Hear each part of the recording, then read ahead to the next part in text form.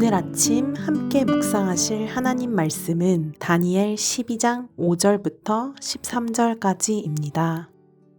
나 다니엘이 본즉 다른 두 사람이 있어 하나는 강 이쪽 언덕에 섰고 하나는 강 저쪽 언덕에 섰더니 그중 하나가 세마포 옷을 입은 자 곧 강물 위쪽에 있는 자에게 이르되 이 놀라운 일의 끝이 어느 때까지냐 하더라. 내가 들은즉 그 세마포 옷을 입고 강물 위쪽에 있는 자가 자기의 좌우 손을 들어 하늘을 향하여 영원히 살아계시는 이를 가리켜 맹세하여 이르되 반드시 한때, 두때, 반때를 지나서 성도의 권세가 다 깨지기까지이니 그렇게 되면 이 모든 일이 다 끝나리라 하더라. 내가 듣고도 깨닫지 못한지라 내가 이르되 내 주여 이 모든 일의 결국이 어떠하겠나이까 하니 그가 이르되 다니엘아 갈지어다. 이 말은 마지막 때까지 간수하고 봉함할 것임이니라.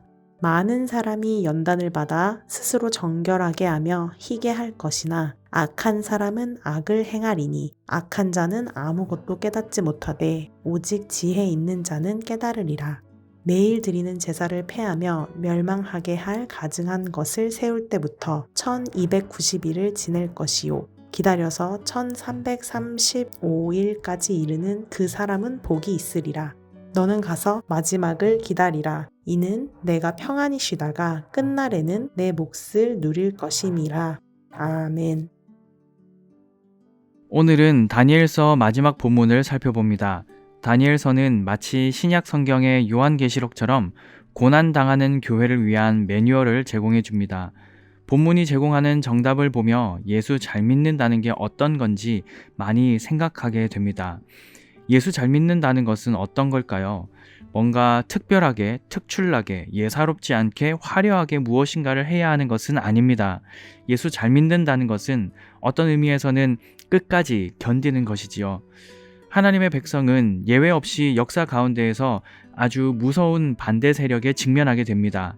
다니엘서의 여러 장에서 반복적으로 들어온 메시지이지요. 12장은 그 반복되는 메시지의 마지막 부분인데요. 이 말씀을 통해 거친 세상 속에서 어떻게 참 그리스도인으로 살아갈지를 고민하고 기도할 수 있기를 소망합니다. 어제 살폈던 본문 1절에서 4절은 우리에게 극도의 고난이 오지만 반드시 안전할 것이라는 확신을 줍니다. 역사상 그 어느 때보다 심하고 강렬한 고난의 시기가 왔을 때 큰 군주 미가엘은 하나님의 백성을 호위하기 위해 일어날 것이라고 말씀하고 있죠. 마치 엘리사를 위해 하나님께서 불말과 불병거를 산에 가득 보내신 것처럼 말입니다. 세상은 하나님의 백성을 하찮고 버림받아 마땅한 존재로 여길지 모릅니다. 그러나 하나님께서는 아주 소중하게 여기십니다. 그러므로 우리는 극도의 고난 가운데에서도 믿음을 지켜야 합니다. 이어지는 5절에서 7절은 다시 한번 성도에게 찾아오는 고난이 얼마나 심각한지 알려줍니다. 다니엘은 이 고난의 때가 어느 때까지 지속되는지 묻습니다. 성도의 고난이 얼마나 지속될까요?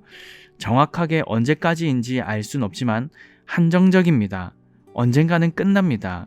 한때, 두때, 반때를 지난다는 말은 비록 하나님의 백성들이 압제자에 의해서 유린당하지만 제한적이고 한정적이며 반드시 끝날이 온다는 것을 뜻합니다. 그러나 마음을 힘들게 하는 표현은 성도의 권세가 다 깨진다라는 말씀이죠.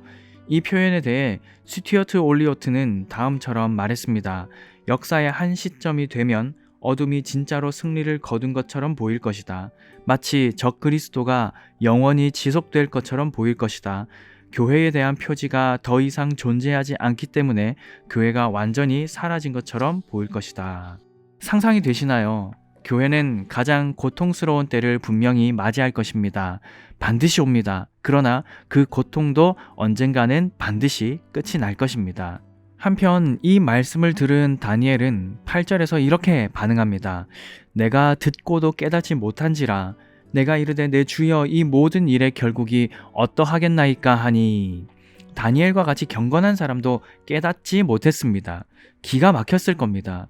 어떻게 이럴 수 있느냐고, 어떻게 하나님의 백성들이 이렇게까지나 고난을 당할 수 있느냐고, 언제까지 이런 고통 속에서 지내야 하냐면서 말입니다. 하나님의 백성의 결국은 어떻게 될까? 다 깨어진 후에도 살아남을 것인가?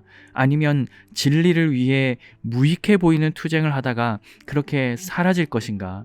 다니엘은 애타는 마음으로 결론을 알고 싶어 합니다. 이에 다니엘의 안내자는 이 말을 끝까지 간직하라고 합니다. 그리고 끝까지 인내하라고 합니다.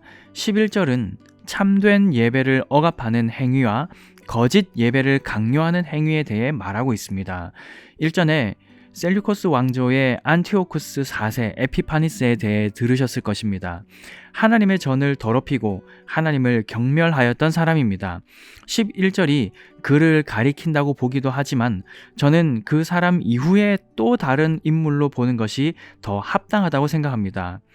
예수님께서는 마가복음 13장 14절에서 멸망에 가증한 것을 언급하시는데 바로 오늘 본문을 두고 언급하신 것으로 보입니다. 그렇다면 적어도 예수님 시대 이후에 일어날 어떤 것으로서의 멸망에 가증한 것이라고 보아야 하겠습니다. 종말이 가까우면 에피파네스를 능가하는 사람이 나타나 정당한 예배를 금하고 멸망에 가증한 것을 세울 것입니다. 더욱 큰 고난을 감내해야 한다는 의미입니다. 그렇다면 1290과 1335라는 숫자는 어떻게 이해해야 할까요? 11절은 1290일은 참된 예배가 억압받고 신자들이 변질된 예배를 드리도록 강요받는 때로 나타납니다. 신앙의 충절을 지키기 위해 엄청난 대가를 치러야 하는 혹독한 고난의 시기일 것입니다. 1335는 정확하게 무엇인지 알 수 없지만 1290보다는 큰 수임에 틀림없습니다. 누군가 1335일에 이르렀다면 그는 1290일 이상을 견딘 셈입니다. 이런 사람들은 인내합니다. 압력과 박해와 고통을 이기고 살아남습니다. 그러므로 여기서 숫자의 의미는 여호와의 백성이 자신들에게 닥친 모든 것에도 불구하고 주님 안에서 견디고 인내한다라는 뜻으로 보면 충분합니다. 끝까지 견디는 믿음을 가진 그 사람은 복이 있습니다. 사랑하는 성도 여러분, 우리의 시대는 어떤가요? 우리가 예수님의 제자라면 참된 예배를 드리며 말씀에 순종하는 삶을 끝까지 살아내야 합니다. 또 다니엘의 시대와는 다른 최신 우상에 절하기를 계속 거부해야 합니다. 주석을 살피던 중 최신 우상이라는 단어에 한동안 머물렀습니다. 우리 시대에는 수만 가지의 최신 우상이 득실되고 있지 않습니까? 단번에 구분이 되는 우상이 있는가 하면 교묘히 우리의 일상에 들어와 지대한 영향을 미치는 우상도 있습니다. 심지어는 기독교라는 탈을 쓰고 들어온 우상도 한두 가지가 아니지요. 지금도 신앙의 전통과 생활의 순결을 지키기 어려운데요. 말씀에 따르면 향후 우리의 삶 가운데 어떤 증오와 피해가 있을지, 어떤 위협과 유혹이 다가올지 알 수 없다고 가르칩니다. 우리 세대나 혹은 우리의 다음 세대가 감당해야 할 파괴적인 고난의 때가 올 것이죠. 그때를 잘 대비하여 끝까지 견디고 인내하는 신실한 믿음을 소유하는 우리 교회가 되어야 하겠습니다.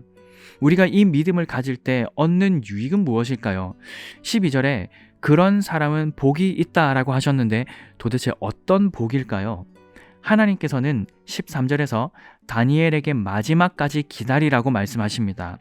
자신에게 맡겨진 일들을 성실하고 정직하게 수행하면서 이 믿음을 끝까지 지켜나간다면 끝날에는 내 몫을 누릴 것임이라 라고 하셨습니다.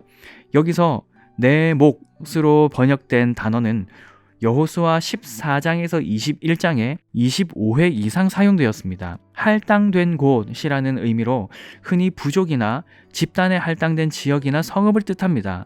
그러므로 다니엘에게 주신 하나님의 약속은 다니엘이 마지막 날 부활할 때 그를 위해 마련된 장소, 할당된 공간을 갖게 된다는 뜻입니다. 다시 말해서 하나님 나라를 기업으로 받는다는 말입니다. 이것으로 다니엘은 끝까지 견디며 인내할 충분한 이유를 얻게 됩니다. 우리의 소망도 거기에 있지 않습니까? 그것으로 충분하고도 남지 않습니까? 사랑하는 성도 여러분, 우리는 다니엘과 같이 세상을 대해야 합니다. 믿음의 정절을 지키고 순결하고 성실한 일상을 살아가야 합니다. 어쩌면 다니엘에 기록된 최악의 고난과 어려움을 지나지 않을 수도 있습니다. 어떤 상황이든 어떤 최신 우상이 우리에게 다가오든 우리가 취해야 할 자세는 분명합니다. 끝까지 견디며 끝까지 순종하며 끝까지 하나님 앞에서 신실한 삶을 살아가는 것입니다. 그런 사람은 복이 있나니 하나님 나라를 기업으로 받을 것입니다. 끝까지 견디는 믿음을 소유하시기 바랍니다. 우리 모두가 하나님 나라를 기업으로 받는 복 있는 사람들 될 수 있기를 주님의 이름으로 간절히 축복합니다. 오늘 아침에 함께 기도하실 기도 제목입니다. 먼저 말씀을 기억하며 이렇게 기도하겠습니다. 어떤 유혹과 고난 속에서도 끝까지 견디는 믿음을 가진 복 있는 사람 되게 하소서. 다음으로 오늘 오후 2시에 있을 이웃사랑 코이노니아를 위해서 기도하겠습니다. 이웃사랑 코이노니아 행사를 통해 이웃사랑 사역이 주께서 주신 사명임을 깨닫고 세상을 먹여 살리는 우리 교회 되게 하소서. 이와 같은 기도 제목으로 기도하시고 개인적인 기도 제목으로 계속 기도하시기 바랍니다.